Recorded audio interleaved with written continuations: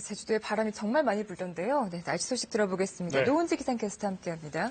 자, 앞서도 태풍 소식 들었습니다. 보통 우리가 추석 무렵까지는 태풍 소식을 들은 것 같아요. 10월 네. 태풍은 거의 없는 일이죠. 네, 그렇습니다. 10월에 발생한 태풍이 우리나라 영향을 주는 경우는 많지 않습니다. 1904년부터 지난해까지 10월 태풍이 우리나라 영향을 준 건 10번뿐이었습니다.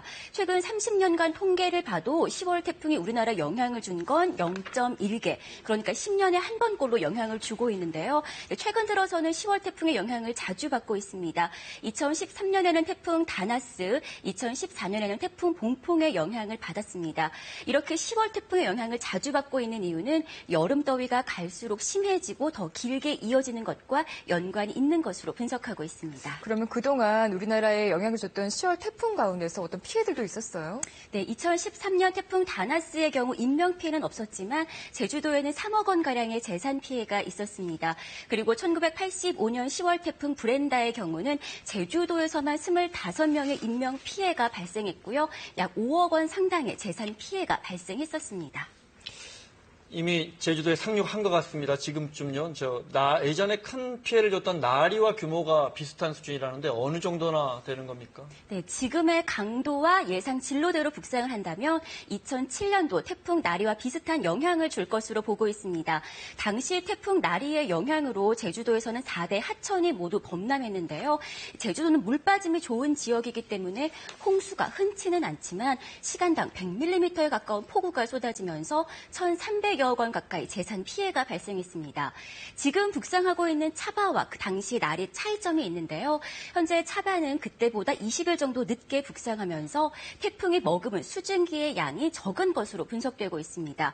그래서 이번 태풍은 비보다는 바람을 주의하셔야겠습니다. 그렇군요. 이번 태풍 자세한 소식 전해 주시죠. 네, 오늘과 내일 제주도와 남부지방에서는 태풍 피해 없도록 대비를 하셔야겠습니다. 현재 태풍은 매우 강한 중형급의 세력으로 서귀포 남쪽 420km 부근 해상까지 북상해 있습니다. 태풍은 내일 새벽에는 제주도 부근까지 북상한 뒤 내일 낮에는 영남 해안 지역을 스치면서 내일 오후에 동해상으로 진출할 것으로 보입니다. 태풍이 북상하면서 현재 제주도 먼해상에는 태풍주의보가 내려졌고요. 앞으로 태풍특보는 남해 전해상과 동해 남부해상, 제주도와 남부 지역까지 확대될 것으로 예상하고 있습니다.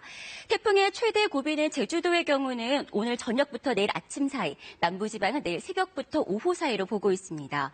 그 사이 제주 산간 지역엔 400mm 이상, 영남 해안 지역엔 250mm 이상의 폭우가 쏟아지겠고요. 그 밖에 남부지방에 50에서 150, 그 밖의 지역엔 5에서 최고 60mm의 비가 내리겠습니다.